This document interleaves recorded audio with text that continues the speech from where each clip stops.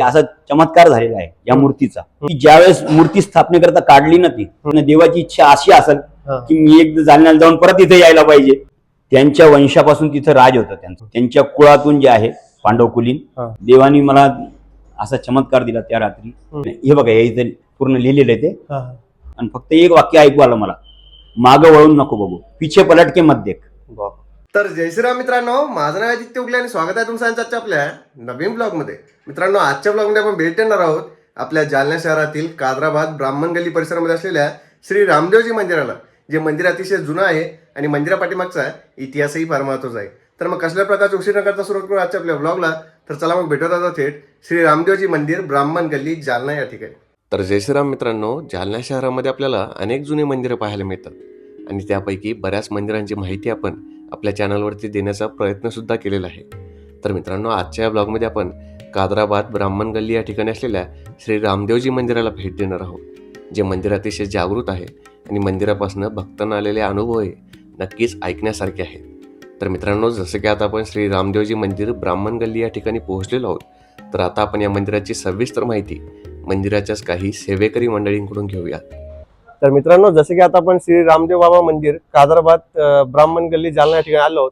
तर आता आपल्याला या मंदिराची सविस्तर माहिती काका सांगतील. काका, मग तुमचा परिचय सांगा, मला सगळ्यांचा परिचय सांगा आणि त्यानंतर आपण मंदिराची माहिती सांगा. मी शिवकुमार मुलचंदजी अग्रवाल, हे राजेश रामकिशनजी वर्मा आणि हे आमचे गुरुबंधू, आमचे गुरु परमपूज्य मिठूलालजी दायमा यांचे चिरंजीव. अच्छा. श्यामकुमार मिठूलालजी दायमा. अच्छा. हे यांचे आमच्या गुरुचे नातू. अच्छा. राघव दिनेशजी दायमा. अच्छा. आपण सगळे या मंदिराच्या हो, इथं सेवा वगैरे. हा, इथं सेवेत असतो आम्ही. कधीपासूनच आहे मंदिर? हे विक्रम संवत 2008. अच्छा. 2008 विक्रम संवत. अच्छा. म्हणजे जवळपास किती वर्षांपूर्वीचं आहे मंदिर? हे 74 वर्ष जुनं. 74 वर्षांचं. हो, 74 वर्ष कंप्लीट झाले. 1900 किती मध्ये झाले स्थापना? 1952 मध्ये. 31 जानेवारी 1952 गुरुवार रोजी. अच्छा. इथं वर आपल्याला हा, इथं आहे वरती. माघ शुद्ध बसंत पंचमी या दिवशी स्थापना झालेली आहे. अच्छा. मूर्तीची स्थापना. तर हे जे आपल्याला वरती दिसतंय हे पूर्ण पहिलंच आहे का बांधकाम? हे हो, सगळं हे 74 वर्ष जुनं बांधकाम आहे पूर्ण. बाकी टाईल्स वगैरे नंतर? हा, हे मार्बल वगैरे जे आहे ना, हे काचेचे काम वगैरे हे सगळं नंतर झालेलं आहे. इथं आपल्याला जे मंदिर पाहायला भेटतं, म्हणजे मला बाबांबद्दल थोडी माहिती, म्हणजे महाराजांबद्दल माहिती सांग. रामदेव बाबाजी जे आहे कृष्णाचा अवतार आहे कलियुगात. अच्छा. पहिले दिल्ली जी आहे ना, इंद्रप्रस्थ होती त्यावेळेसची गोष्ट. तिथं राजा आनंदपाल म्हणून होते, पृथ्वीराज चव्हाण आहे ना त्यांचे आजोबा. आजोबा म्हणजे आईचे वडील. तर त्यांच्या वंशापासून तिथं राज होतं त्यांचं. त्यांच्या कुळातून जे आहे पांडव कुलीन. रणसिंहजी महाराज म्हणून होते, त्यांचे 2 नंबरचे पुत्र. त्यांना 2 मुलं होते, धनरूपजी आणि अजमालजी. तर अजमालजींनी जसं पूर्ण परिवार तो द्वारकाजी कृष्णाचा भक्त होता, तर त्याच्यातून जे आहे अजयसिंहजी महाराज, ते द्वारकाधीशचे भक्त होते. त्यांच्या भक्तीला जे आहे म्हणजे देवानी मान्य केलं आणि इतकी वाढली त्यांची भक्ती की त्यांनी शेवटपर्यंत काहीच नाही मागितलं देवाला. ते म्हणतात ना, मातीला हात लावलं तरी सोनं होतं. त्यांचे पूर्वजन्माचे पुण्य असतील ते. त्यांची भक्ती इतकी वाढली की देवानी बघितलं हे काही मागणार नाही म्हणून. त्यांना मूल नव्हतं, पण ते साऱ्या जनतेला आपले मूल मानायचे ते. पण लोक जे आहेत विचित्र असतात. देवाची जी माया असते ती, देवानी काय केलं, देवाला माहिती हा मागणार नाही म्हणून भक्त आहे, तिथं लीला केली, माया केली त्यांनी देवानी की याला मागावं लागायचं म्हणून तिथं अकालची स्थिती निर्माण केली. आणि त्याच्यातून जे आहे ज्यावेळेस राजानी अजयसिंहजी महाराज आणि तिथलचे लोक त्यांनी प्रार्थना केली देवाला की देवा या संकटातून आम्हाला काढ म्हणून, तर त्यावेळेस तिथं खूप पाणी झालं, तिथं वर्षा झाली तिथं. आणि त्यावेळेस जेव्हा आपण बिजवाई म्हणतो ना, शेतकरी जातात पेरणी करायला, तर त्यावेळेस जे आहे हे पेरणी करायला चालले शेतकरी, समोरून राजा येऊन राहिले. तर राजाला जसं बघितलं, कारण राजाला मूल नव्हतं, पण राजाच्या मनात नव्हतं ना, ते तर साऱ्या प्रजेला आपलं मूल मानायचे ते. पण जसं राजाला बघितलं शेतकऱ्यांनी, ते परत आपल्या घरी चालले. कारण त्यांच्या वाडवडील लोक जे आहेत त्यांनी सांगितलं होतं की चांगल्या कामाला जाताना ज्याला मूल नाहीये त्याचं तोंड बघू नये म्हणून. अच्छा. तर राजाला आश्चर्य होतं की इतकी चांगली बरसात झालेली आहे, पाणी झालेलं आहे, चांगलं सगळं वातावरण चांगलं आहे, आणि हे जाता जाता घरी का चालले परत. तर मग त्यांनी त्याला विचारलं शेतकऱ्याला, तुम्ही परत का चालले. तर मग शेतकऱ्यांनी सांगितलं, पहिले तर संकोच केला की आपले राजा आहे, खरी गोष्ट सांगितली तर आपल्याला जीवानीशी मारून टाकतील, की बाबा तुम्हाला मूल नाही, तुमचं शगुन चांगलं नाही झालं आम्हाला. तर ते बहाणा बनवतात. ते कोणी म्हणतं मी रस्सी विसरलो, कोणी म्हणतं फावडा विसरलो, कोणी म्हणतं मी बी विसरलो म्हणून. पण राजाला कळून चुकतं की हे काहीतरी लपून राहिले माझ्यापेक्षा. तर राजा म्हणते, आज तुम्हाला 7 गुन्हा माफ आहेत, तुम्ही मला सत्य सांगा. मग एक त्याच्यातला जो शेतकरी असतो तो हात जोडून म्हणतो, देवा राजाजी, तुम्ही जर माझे प्राण मला प्राणदान देत असाल तर मी तुम्हाला सत्य गोष्ट सांगतो. तर त्यांनी सांगितलं की तू पण खरी गोष्ट सांग. म्हणजे राजा, तुमच्यासारखं आम्हाला कोणी भेटणार नाही, आणि तुम्ही या संकटात म्हणजे घडीमध्ये सुद्धा आम्हाला सांभाळलं. पण आमच्या वाडवडिलांनी जे मोठे आहेत त्यांनी सांगितलेलं आहे का चांगल्या कामाला जाताना जे आहे ना, ज्याला मूल बाळ नाहीये त्याचं तोंड पाहू नये. महाराज, आम्हाला क्षमा करा तुम्ही की तुम्ही आम्हाला मूलबाळ मानता, पण खरं परिस्थिती ही आहे की तुम्हाला स्वतःचं मूलबाळ नाहीये, त्याच्यामुळे आम्ही परत चाललो. मग त्यावेळेस त्यांनी शेतकऱ्याला काही नाही सांगितलं. त्याला वर्षभराचं जे शेतातलं असतं ते त्याला दिलं आणि देवाच्या मंदिरात आले. त्यांच्या इथं द्वारकाधीशचं मंदिर होतं कृष्णाचं, त्यांचे चरणी पडले, तिथं देवाला आळवणी केली. मग देवानी तिथं सांगितलं की तू द्वारकेला ये, तुझी मनोकामना जी आहे ती न सांगता ती पूर्ण होईल म्हणून. ते मग तिथं गेले, त्यांच्याशी बोलणं झालं देवाचं. पण म्हणते ना बाबा रामदेव बाबाचं एक ब्रीदवाक्य आहे की जैसी जारी भावना वैसो फल पावे, और साचा मनसू शिवरे जारो बाबो दौडे दौडे आवे. म्हणजे जे निर्मल मनानं मला हे करतील, पूजा करतील माझी, माझा ध्यास करतील, त्याला मी जिथं तो मला आठवण करल तिथं मी त्याच्या सोबत आहे. हे बाबाचं ब्रीद वाक्य आहे. तिथं गेले, देवाचे दर्शन केले. देवाचे दर्शन करून जे आहे ना, मग त्यांनी देवाचं रूप बघितलं, विसरले ते कशासाठी इथं आलं म्हणून. देवानी परत त्याला आवाज दिला की अजमल तू आगा हो बोलले, आणि डोळे उघडून बघत कोण, तिथं कोणीच नाही, फक्त मूर्ती आणि राजा. ते तितक्यात दुसरे दर्शनार्थी मंदिरात आले. ती मूर्ती काही बोला नाही, चाला नाही, काही नाही. तर राजा चिडले, तुम्ही बोलवलं, आता तुम्ही माझ्याशी बोलले आणि तुम्हाला मान लागून राहिला. मग ज्यावेळेस देव ऐकलं नाही, त्यांनी एक लाडू काढला प्रसादाचा आणि देवाच्या डोक्यावर प्रसाद चढवला. तिथं दुधाची धार लागली तिथं.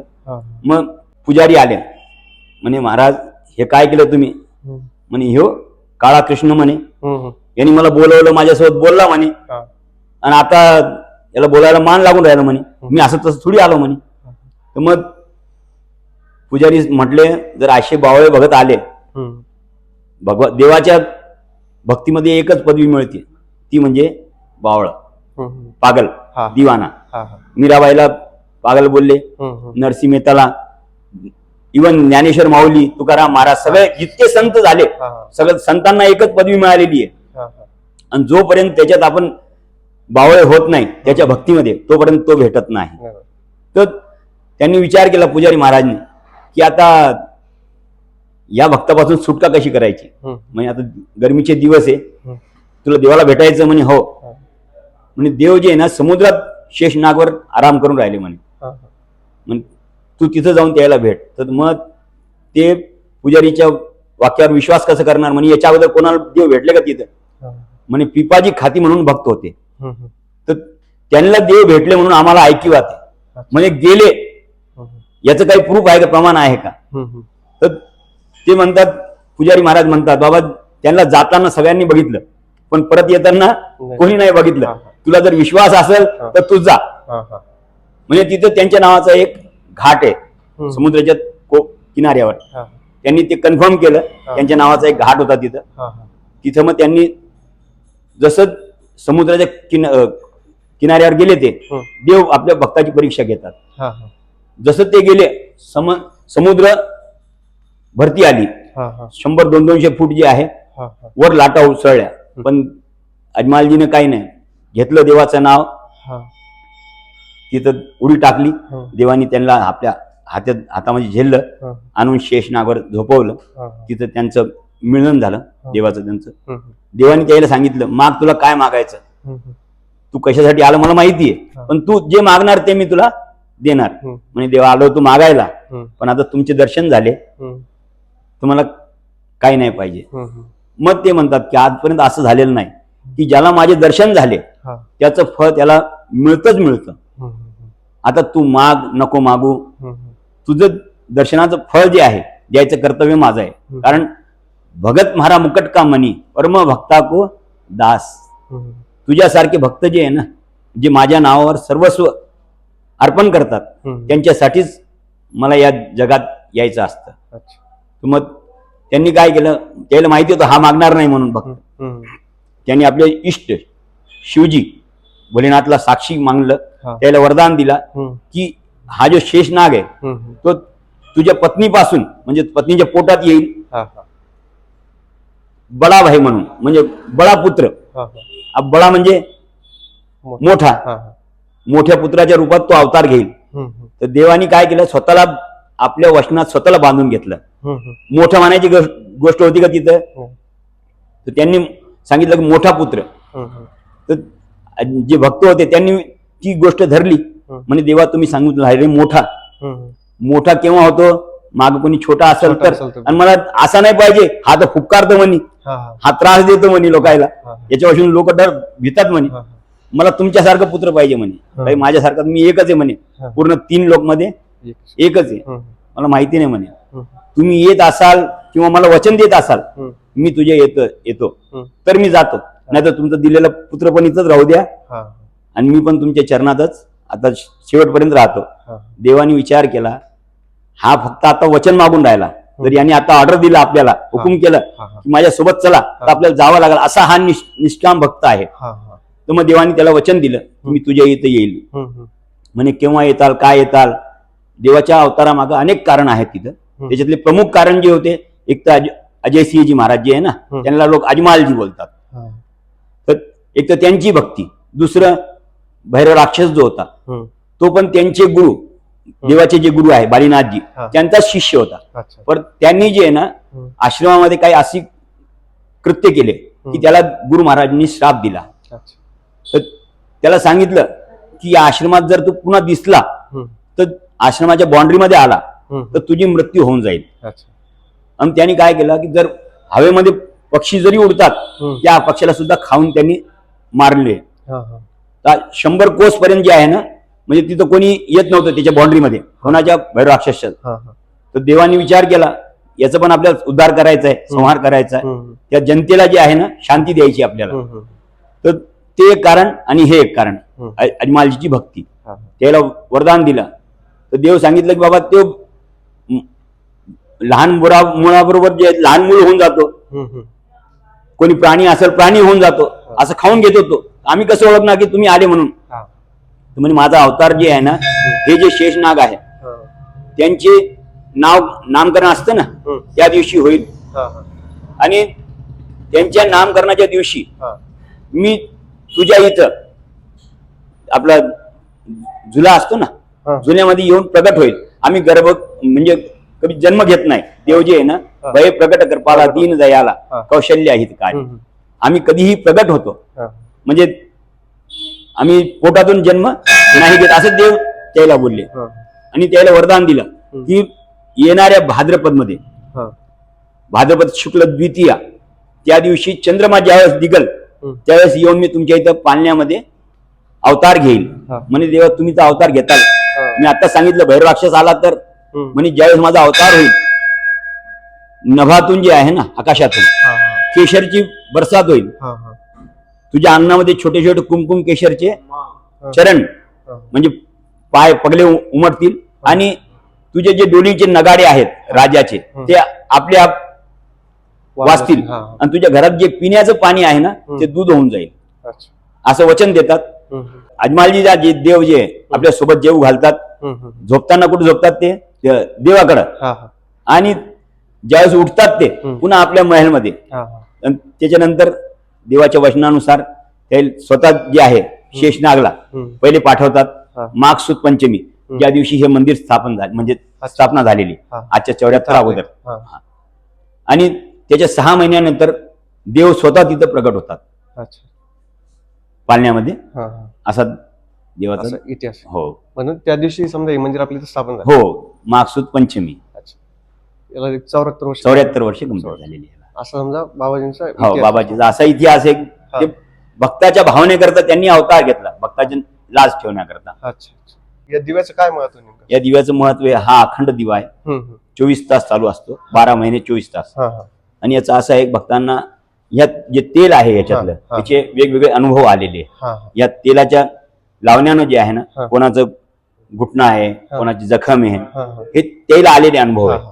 लोकांची मान्यता आहे की लोकांची हे मान्यता आहे की हे लावल्यानंतर- लावल्यानंतर आपली जखम चांगली होते आपलं दुखणं चांगलं होतं अशी या दिव्याची मान्यता आहे. अच्छा. आणि हे जे आहे मंदिर इथं सगळ्यात मोठी साधना म्हणजे इथलचे भजन. ज्यांनी मंदिर ही निर्माण केलं तेही त्यांचं एकच होतं हरिनाम संकीर्तन. फक्त बाबाची महिमा गायली जायला पाहिजे आणि लोकांना जे आहे हरिनाम संकीर्तन करता आलं पाहिजे. इथलची एकच आणि या मूर्तीची अशी ख्याती आहे की ज्यावेळेस मूर्ती स्थापना होत होती त्याच्या अगोदर आणली होती 6 महिने अगोदर ही मूर्ती. ही मूर्ती जी आहे ना आडवी होती. आडवी असताना ज्यांनी आणली मूर्ती तिथून त्यांच्या मनात हे आलं की बाबा आपण जर घोड्यावर असे बसलो तर आपल्याला किती त्रास होईल म्हणून. म्हणजे घोड्याचं तोंड असं होतं आणि त्याचं तोंड इकडे होतं अशी होती का? हे बघा हे असं होतं आणि तोंड इकडे होतं असं. अच्छा. तोंड इकडे होतं तोंड असं होतं आणि घोड्याचं तोंड घोडा असा तोंड असं होतं. तर आपण असं बसलं तर कसं होतं आपण असं आणि आपल्याला किती त्रास होतो. बरोबर. तर ज्या भक्तांनी आणलं ना त्यांनी विचार केला की आपण असं बसलं तर आपल्याला किती त्रास होतो. जर आपण चूक केली की आपण मूर्ती जी आहे ना जसं घोडसवार असतं ना तशी आता आहे मूर्ती ही समोर तोंड करून पाहिजे. तर तशी आणली असती तर चांगलं झालं असतं. आपल्यामुळे देवाला त्रास होईल. पण त्यांनी जे सांगितलं आमच्या गुरु महाराजांनी जे सांगितलं की असा चमत्कार झालेला आहे या मूर्तीचा की ज्यावेळेस मूर्ती स्थापनेकरता काढली ना ती ही अशी उभी झाली बघा. नाही तर उभी ही आता सध्या बघून घ्या ना. ते दाखवतो मी वाटलं. हो इथून म्हणजे ही जी मूर्ती हो हे घोड्याचं जे आडवा होता आणि बाबांचं तोंड असंच होतं पण असं तिरकं होतं आडवं समजा आडवं होतं. पण मग ती धान्यात ठेवली ती आणि जेव्हा मूर्ती स्थापनेची वेळ आली ना त्यावेळेस अशी निघाली ती. नाही तर बघून घ्या तुम्ही कोणीही असू द्या ही तर 75 वर्ष अगोदरची गोष्ट आहे. बरोबर. ही मूर्ती जी आहे त्यावेळेस तर असं नव्हतं काही असं का तसं म्हणून कोणी असू दे आपण मूर्ती कशी आणतो आशीर्वाद देता होय आणतो ना. बरोबर. या मूर्तीचं बघा वैशिष्ट्य आहे या मूर्तीची जी घोड्याची लगाम आहे ना ती देवाच्या हातामध्ये म्हणजे हा देव जो आहे प्रत्येक क्षणी जे आहे भक्तांच्या कार्याकरता तत्पर आहे ही त्याची ख्याती आहे. याची विशेषता आहे ती या मूर्तीची अशा आमचे गुरु महाराजांनी सांगितलेलं आम्हाला. म्हणजे इथं जे आहेत आणि हा जो मंदिर आहे ना पूर्ण चुन्याच्या खळीमध्ये बनवलेला आहे. अच्छा. चुन्याच्या खळीमध्ये. हो ते जुनं असतं ना डिंक म्हणतो ना आपण डिंक आणि चुना. अच्छा. हे पूर्ण ते पहिलेच बांधकाम आहे. हो सगळं 75 वर्ष अगोदर 74 वर्ष अगोदरचं बांधकाम आहे.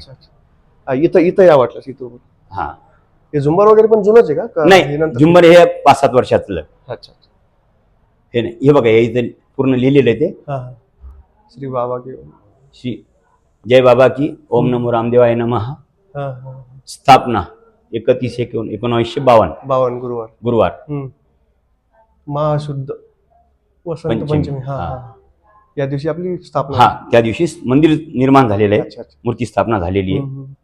हे मंदिर पूर्ण असं पहिल्यापासून हो पहिल्यापासून जसं आहे तसंच. याच्यात काही नवीन नाही नवीन काही नाही. आणखीन काही म्हणजे आपल्या भक्तांचे अनुभव वगैरे काही समजा असं काही? भक्तांचे खूप अनुभव आहेत. आता मी माझा स्वतःचा अनुभव सांगतो. तुमचा मला मणक्याचा त्रास होता. हा मला बसायला मना केलं. हम्म. आता जसं सांगितलं ना त्यांनी हम्म. की डॉक्टर रुमाल, हा हा त्यांनी मला खाली बसून जे आहे हा भजनाला मना केलं मला. हा हा ती माझी मित्र आहे ते हम्म. डॉक्टर रुमाल. हा हा पण आजही हम्म. म्हणजे त्यावेळेस आम्ही 2-3-4 महिने सांभाळलं ते हा हा की खुर्चीवर बसायचं, ते उंच बसायचं. हा हा पण आज जवळपास 25-27 वर्ष झाले हा मी जमिनीवरच बसून हा 8-8, 10-10 तास बसतो. 8-10 8-8, 10-10 तास भजन करेल भजन करतात. तरी काही त्रास नाही. काही त्रास नाही. पहिले मला बेल्ट होता, हा तोही निघून गेला. सगळं फक्त याची कृपा. या मंदिराची विशेषता एक आहे हम्म. की इथं रामदेव रामप्रताप म्हणून आहेत हा बगडिया, हा त्यांचे आजोबा हा आता पन्नालालजी बगडिया म्हणून आहेत. हम्म. मोठ्या सडकीला नाही का, हा हा बडी सडक हा हा हा बडी सडकच्या तिथं हा त्यांचे आजोबा, हा त्यांना देवांचा चमत्कार झालता. हा म्हणजे अनुभूती आलती त्याला. हा तर त्यांनी कबूल केलं की बाबा माझं हे काम झालं हम्म. तर मी तुमच्या इथं जे आहे सव्वामणी करल आणि मला काय टाकायचं तुमच्या झारी म्हणतात, म्हणजे जे बाबाचं दानपेटी असते ना हा त्याला मारवाडीमध्ये झारी म्हणतात. झाडी हा झारी. हा तर त्या झारीमध्ये काय टाकायचं हम्म. मी टाकल म्हणे. हा हा मी आता कबूल नाही करत, हा पण तुमच्या म्हणजे कृपेप्रमाणे हा. मी माझ्या हैसियतपेक्षा जास्त करत. हा हा तर ते तिथं गेले. हम्म. त्यांची ही पूर्ण झाली, हम्म. मनोकामना पूर्ण झाली त्यांची. हा हा तर ते तिथं गेले. अच्छा अच्छा कुठं बाबाचं स्थान आहे हम्म. जैसलमेरच्या जवळ रामदेवरा म्हणून. अच्छा जैसे तिथून 110 किलोमीटर अलीकडं हा जैसलमेर बॉर्डर आहे ना, हा तिथून अलीकडं हा 110 किलोमीटर अच्छा रामदेवरा म्हणून. हा हा तर तिथं गेले ते. हा सकाळी पहिले दर्शन करून आले, हम्म. रात्री झोपले तिथं. हम्म.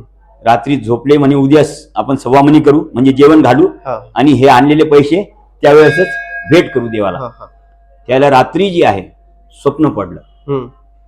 की म्हणे हे जे तू आणले माझ्यासाठी हम्म. याची गरज इथं नाहीये. हा याची गरज तुझ्या गावामध्ये आहे. अच्छा तुझ्या गावात माझं मंदिर बनवून राहिलं म्हणे. हा हा त्यावेळेस हे मंदिर तयार नव्हतं. अच्छा अच्छा अच्छा फक्त इथं जे आहे ना, हे मंदिर निर्माणच्या अगोदर हम्म. इथं फार मोठा ओटा वगैरे होता. त्याच्यावर बाबाचे चरण पगल्या जे आहे ना हा ते तिथं बघा तसे हा हा त्यांची पादुका हा पादुका होत्या फक्त. हा. पादुकीची जिथं लोक बसायचे पूजा करायचे. हा बाकी असं मंदिर तयार नव्हतं त्यावेळेस. हम्म. तर त्याला माहिती पडलं, म्हणजे ते देवानी तिथं त्याला हा. स्वप्नामध्ये सांगितलं हा. की हे पैसे तिथं दे, हा. इथं गरज नाही म्हणून. हम्म. त्यांनी विचार केला बाबा आता याला कसं करू मी. हम्म. मी तर आणले इथं चढवायला हा हा टाकायला इथं म्हणजे देवाच्या हा. दानपेटीमध्ये. हा तर त्यांनी विचार केला काही हरकत नाही, देवाची इच्छा अशी असेल हा की मी एकदा जालन्याला जाऊन परत इथे यायला पाहिजे. हा हा आपण बघूया हा की जालन्यात कुठं मंदिर बनवून राहिलं म्हणून. हम्म.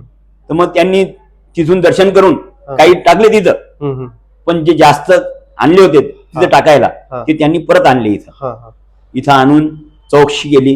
हम्म. तर म्हणे इथं मंदिर तर नाही म्हणे बाबाचं, हा हा पण कादराबाद मध्ये जिथं आपण उभे आहे ना आता हम्म. नंदी मंदिराच्या समोर जे आहे ना हा. बाबाची पादुका आहे म्हणे हा आणि तिथं मंदिर बनणार आहे म्हणे. तिथं ओटा वगैरे सगळं झालेलं आहे. हा मग त्यांनी ते हे केलं, माहिती काढली पूर्ण. हम्म. इथलचे जे विश्वस्त होते, हम्म.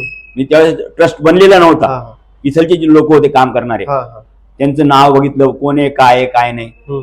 ती माहिती काढली. हम्म. सगळे चांगले म्हणजे खाऊन पिऊन आपले देवाची भक्ती करणारे लोक होते. हा हा त्याला बोलवलं म्हणे असं असं चमत्कार झाला हम्म. म्हणे, हे बाबाची रक्कम हा ही मंदिराच्या कामाकरता तुम्ही वापरा. हा हा असे आता हा तर प्रत्यक्षात आहे, तुम्ही त्याला विचारू शकता. हा हा आणि असे अनेक होत. हा मी माझं सांगतो, हा माझ्या अंगावर कपडे नव्हते दादा. हा बर मला लोकांचं देणं होतं हा. 2.5 ते 3 लाख रुपयाला.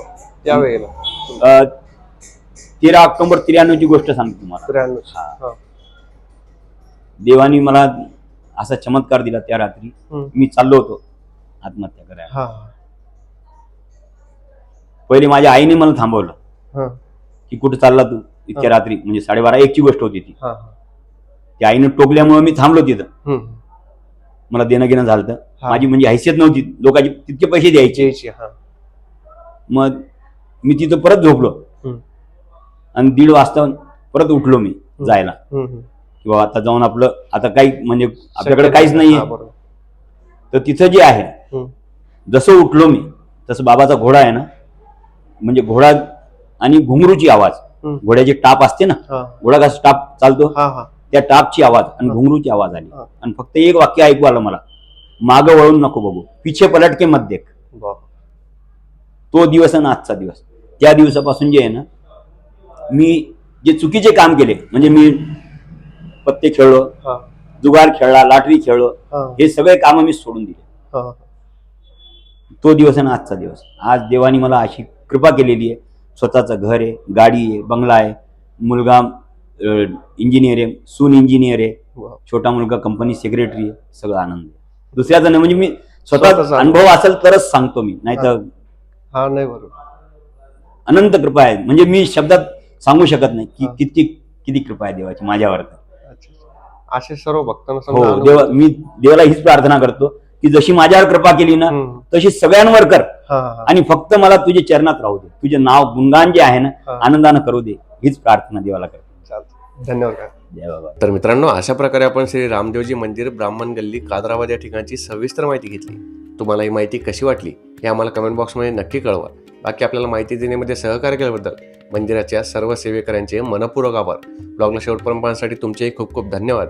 ब्लॉगला लाईक करा, शेअर करा, चॅनलला सबस्क्राईब करा आणि बेल आयकॉन दाबायला विसरू नका. तर चला मग भेटूयात आपल्या पुढच्या ब्लॉगमध्ये. तोपर्यंत श्री रामदेवजी महाराज की जय.